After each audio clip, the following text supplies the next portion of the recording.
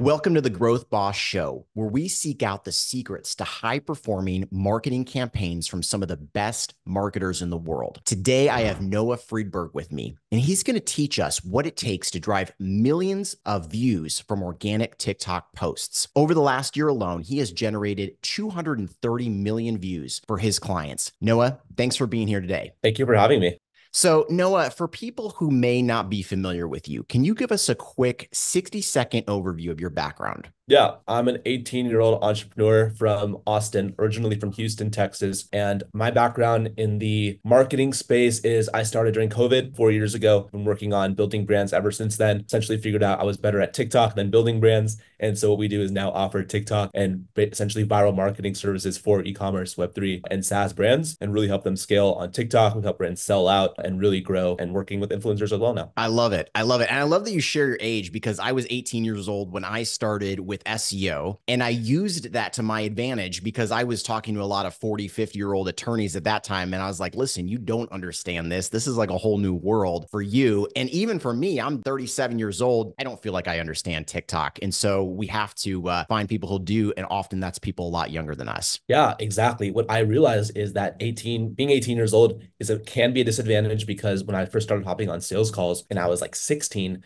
those were sales calls from like the school bathroom or like the principal's office sometimes. Like, this was not the best look for me. But I realized that because I was working so hard, I had to make that into an advantage. And when people told me it was a disadvantage, even experienced entrepreneurs on these calls, I really wasn't going to let them like decide that. And I really made it an advantage. And now, as Gerrid, as I told you earlier, we have brands and CEOs that are founders of companies doing 40, 50, $60 million a year. They're coming to me and they're like, I'm 29. I didn't think I was that old, but I don't understand TikTok at all. And I need somebody younger. And so now it's become this ultimate advantage for me to talk about my age. So really God's plan, I guess. Yeah, that's awesome. That's awesome. So as you know, we have an e-commerce brand. I have an e-commerce brand that I run. It is pretty successful, and we have 0 views right now on TikTok. So I felt like this would probably be like a good little case study for us to talk through.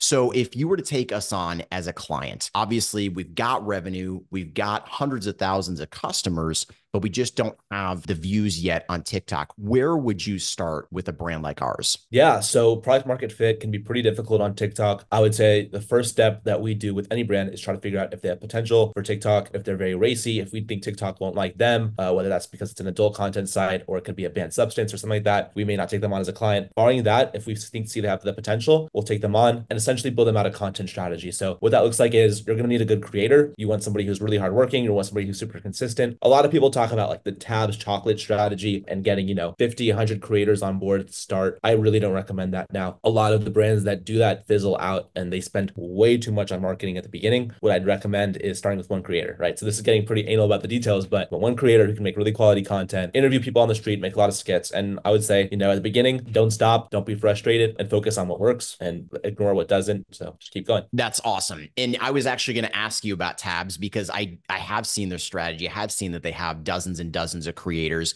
And I have also seen where brands spread themselves too thin in the beginning, and they don't have the resource to go long term with any strategy, which, strategies take time. It doesn't, sometimes I'm sure you could share examples where a brand took off in the first couple of weeks, but more often than not, it takes a little while. It takes a number of posts to go live before you're going to see the big impact. Okay, so you've got a creator. How do you find that creator that's going to be a good fit for the brand? Yeah, so this is giving a lot of context and insight into like a lot of the content that I post myself. So we essentially use social media as a tool not only to help our clients, but also to grow our own brand, to grow, our team of creators and all of that as well. And so I essentially use my own social media presence as a funnel to hire new creators, new employees, and also to get clients. And so the way we do that specifically is we offer creators basically free brand deals. So pretty much brands that are not interested in working with us or that we're not able to work with, we essentially give them creators for free. And that's a pretty cool benefit of just getting on a free call with us. We'll pair them with a creator if they're not a fit for us. And if they are a fit for us, we already have those creators in our system who joined for the free brand, and we're able to match them either way. And so that's one thing. Another benefit of my age and being 18 is I'm in university at the University of Texas in Austin. And one thing I found about being here is you'd be surprised by how many students are content creators, are,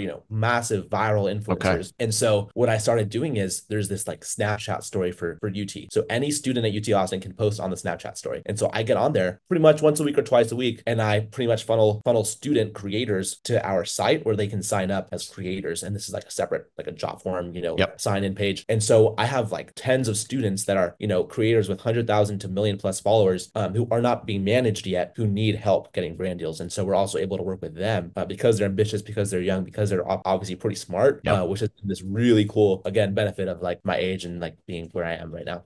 Yeah, absolutely. And one of the things I was curious about is, do you offer some of these creators affiliate arrangements as well, so that, maybe they are just getting content for, or they're getting the product for free, but there's some sort of, incentive for them to create great content, not just create content? Yeah, so I highly recommend any brand that's going to get into TikTok that you hire creators with some kind of performance element and or affiliate element now using TikTok Shop. So Okay. that is pretty important. Typically, rates are like 15 to 25%, although you may want to make that percentage higher if your product is very low priced, because some creators I know on there are not going to do anything that they're not going to sell a product that costs less than $100. Yep. They're gonna literally tell their audience to buy gaming chairs and microphones and computers because they get such a higher commission off of that. So you do have to think about how can you make it worth it to them if they are a creator that can choose any product. I love that. And one of the things that I would recommend too is just offering as much as you can afford, because one of the benefits of TikTok is not just the direct revenue that you're going to generate, but the branding that comes from that. And, if you're generating millions of views, there's, I would say, a 99% chance that these creators are not getting the credit for that product sold through the affiliate code, because maybe somebody didn't use the link or they didn't use the coupon code or whatever form of tracking that's taking place. So one of the things we've done in our business is we'll give them as much as we can, maybe 50% if we can afford it, just because we know that creator is not getting 100% of the credit, because not everybody's going to use the coupon code or not everybody's going to click their link, but we know they're generating revenue. Yes, 100%. And the big thing is it's such a numbers game with creators is what I found for any brand that's new to hiring creators. If they're doing it on their own, they're really going to find that maybe 10 out of 100 answer, maybe send product to 10 of them, right? Maybe one out of those 10 is really quality, is going to really Yeah. help you. And I think those are real numbers that we've seen with talking to brands about this. And obviously it's going to be different in our program because we have our own roster, but that is just a common struggle. Is you're working with creators, and think about the average creator, right? They went viral because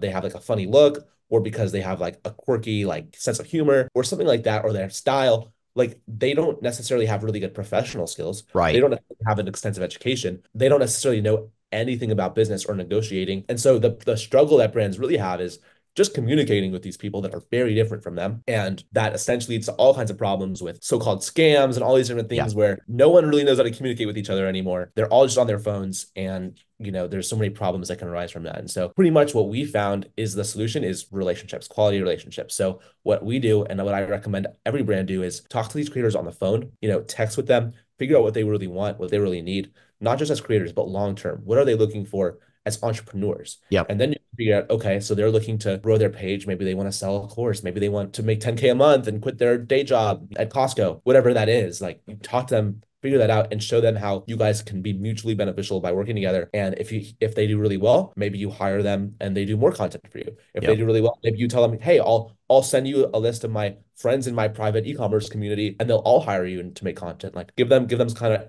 of incentive structure and build a personal relationship so that this doesn't fizzle out after a couple of weeks. Yeah, absolutely. And I love that you even said just text. I so many people are like, hey, let's just jump on a call or whatever. And it's like, let's text and just see if I want to jump on a call, if I want to actually use my time. Everybody's busy these days. And so just, talking to people in a format that's helpful to them can be huge. So before we dive into kind of content structure, I have one more question as it relates to these creators. Let's say I start working with a creator. Things are going really well. The first couple posts are, starting to gain some traction. And I'm like, I really want to lock this person in. I really like them. I feel like they get the brand. What does locking them in look like, aside of getting them set up on an affiliate arrangement? Do I pay them a little bit, kind of a retainer monthly for a certain number of videos? How many videos? What does that generally look like? Yeah, if you're going to lock them in, which I definitely recommend, if you find somebody that you feel like you want to have locked in, then do it, like lock them in. And what that looks like is you're going to need to set really clear KPIs. It's like making SMART goals. Every Yeah. goal needs to be really measurable and achievable. So number one, make sure it's super measurable. Know what you're going to get, right? However many videos that is. If you've tracked, let's say on average, 30 views videos for them gets, let's say 10 million views. So then if you want 10 million views, say 30 million, 30 videos. The problem with TikTok is people set KPIs and views, and that usually doesn't work. We do it sometimes, obviously, with a lot of our clients because we've gotten to the point where we see that it works. But if you're starting sort of from scratch or like a new kind of thing, you can't really say guarantee me 10 million views to a creator Yeah. who's like, but if you have an average of what they can already do, ballpark, then just have them make an amount of videos that is parallel to that. Okay. So you're saying I should be taking a look at their profile, try to get a ballpark understanding of where, how many views they're currently generating per video, and then, offer that as kind of a performance API for my own brand. Yeah, they're pretty smart. So they're not going to Yeah. want to say, I'm going to guarantee you 20 million views because they don't want to have to give the money back or anything like that. Yeah. So mainly they will not make a guarantee. But if you can see what they do, then if they just make the videos, then it'll do this well. Right. And then That makes obviously give sense. a performance element as well, so that they're actually motivated to reach those numbers. Yeah, exactly. And that's where, again, I feel much more confident that somebody's going to work hard if I'm like, hey, I'm going to give you 40, 50% of whatever you generate. But on top of that, what's a good monthly retainer that I should throw out as kind of my initial offer? Is it 500 a month, 1,000 a month, more? I mean, what would be beneficial to these guys? Yeah, that's a good question. Well, Gerrid, whoever speaks first loses. That's the first thing I'll say. Okay. So try to figure out what they're looking for, because the problem is, well, you could say 1,000 and they'll say 5,000. That's Yeah. happened to me. So really try to figure out what they're looking for. And then from that, figure out what feels fair based on the situation. If we're saying 30 videos, I've paid anywhere from 500 to a couple thousand for that before, but you just got to really have clear KPIs, really know what you're going to get out of it to make it worth it. Yeah, that makes sense. Okay. Let's move on to content. I've got my creator ready. I'm really excited. They're producing millions of views for themselves. I'm like, all right, here's my brand. It's health and wellness. Am I the one as the brand owner giving them, the creative ideas, or do I just say, hey, run with it and just kind of see what they come up with? Yeah. So as a brand owner, I would not recommend giving creative ideas, because the way that'll look is their views will drop, because the typical brand owner, I would say, is going to tell the creator something along the lines of, hey, show us in your video, do an unboxing, like tell your audience to buy it. And that's just going to drop their views, because they did not go viral showing products. Exactly. They didn't. So how are you going to, sell from that? So that's a pretty big issue. This next issue is authenticity. If the creator starts showing a product to their audience, the audience will be alienated because they know it. The audience is kind of smart nowadays. Most of the audience is 20, 30-year-olds that kind of grew up for the last, many years watching videos just like this. And so they've seen a lot of sponsored posts and they can tell. So the first thing is you want to be real. Like, it has to be obvious that it's sponsored, like hashtag ad or whatever, like make it obvious. And then I would say incorporate it into the creator. And so this is going to be a big issue of choosing a creator, right? So if I go to a lifestyle creator and I give them a beauty product, that will work super well. But if I go to that same lifestyle creator and give them a toy, well, then it can get a bit confusing. That toy might do better with a comedy creator. Yeah. So that's a big question too, is make sure that your product is aligned with the creator. And then at that point, have them just put it in the video. So don't tell them what to do. Give them brand guidelines. The brand guidelines should be really clear and easy to meet. So have the product in the video. Tell people how to buy it. Don't say something negative about the product, or maybe it is the opposite. Maybe say something negative about the product because you want people to feel like it's real and authentic. But think about ways to incorporate the product in the video while keeping the video entertaining. Don't let the video lose its entertainment value to become a sales pitch, because once Yeah, it I love becomes that. it's not Yeah. working. So that kind of leads into my next question, which is avoiding being salesy, right? Gary Vaynerchuk talks about the jab, right hook. You've got to talk about, how to buy the product at some point, but you don't want to overdo it. So where's the kind of the balance there? Yeah, exactly. And that's a big part of the content strategy that we talk about, is literally keep it 90% of the time, as you said, jab, right? It's giving that value. It's giving that content, and that content should be entertaining. It should be useful to the user or to the viewer. And so they should be really interested in the product before they are told how to buy it, right? Because the user is also smart enough to just go to the profile page and they'll sort of know that if they see it in the video that they can buy it from the product page. So they kind of already know, but you can give them a slight, subtle, let them know again, because that's when they'll actually do it, right? We found that if you say follow me at the end of the video, it increases the chances of a viewer following you by up to 20%. It's the same thing. This call to action, this CTA, can drastically increase sales. And so what I would recommend is really good content, entertainment value on the front end, really prioritize for making interesting content and pushing, entertainment value over everything, really values first. And then at the end there, you can slide it in, you can buy this at the link in my bio, or even better, find out how to buy it in my pinned video. And this is, again, kind of one of those anal, TikTok kinds of tips, but have a pinned video explaining how to buy the product, pinned on the profile, and then don't talk about the product anymore. Then just show the product being used in the content. And when people go to the profile page, which is a sign of them being interested in the product, they will know how to buy it immediately by watching that video. Okay. Now, obviously, I don't want to go overboard in giving creative input to the influencer, to the creator, but is there any content, or is there any feedback I should be offering that creator so that, I would imagine, I don't know, I would imagine after a couple of months, they're like, all right, now what do I talk about? So is there a time where it's like, hey, actually this type of input would be helpful? Yeah. So in our experience, because we have a finite number of creators now making content for all of our clients, they kind of understand what we're looking for. But if this is a new creator, what we would do is pretty much keep that communication and that relationship open. The first step for a brand is have that creator have the expectation that every time they post, they should send a link from their post to the brand. You should be able to see it pretty much immediately. At that point, I would say like a feedback sandwich is pretty much the best way to go. So, hey, I think that was great how you did X. Maybe you could improve on Y. Again, loved X, right? Like something along those lines. So Yep. really keep them encouraged and seeking your positive feedback and affirmation. But at the same time, you want something that you're happy with. You don't want to pay $1,000 and have a couple of videos that have no use to you. So you definitely want to give them feedback for sure. But just think about how it can be constructive. Yeah. And I think just recognize when you said make sure it's something you're happy with, again, recognize as the brand owner that they may have a better understanding of what's going to go viral and what's going to be big on the platform. So that's where, for me and for what I would recommend any other brand owners, is like really keep an open mind, because there could be stuff I'm like, oh, I'm not sure if I'm a fan of that. Obviously, it's got to fit within brand guidelines. Obviously, don't do stuff that doesn't fit within, your core values and things of that nature. But at the same time, try new stuff and give the leeway for them to truly be creative and run with things, right? Yes, 100%. And one of the things that you'll realize on TikTok is no one completely knows what they're doing, but things work because they're illogical, because they're strange, I love that. Like I have a friend who's an influencer with she has like around 250,000 views, 250,000 followers, and she just had like a brand deal with Tinder. And in the campaign, she's just, being silly, walking around campus, talking about how she has no friends and uses Tinder to get friends. And Yeah. it's a really funny video. And she's like just a funny person who came up with it herself. But like, let your creators have that freedom, because especially if they're posting on personal pages, with a lot of their friends and family following them, like they want to be seen a certain way. They want the product to be successful. So let them have that leeway, because you'd be surprised by what works well. And oftentimes being logical, being really strange or funny or controversial is what does well. And Yep. it's not going to be the polished video of your brand where the person saying, "Hey, I love this hand lotion. It's so good." Exactly.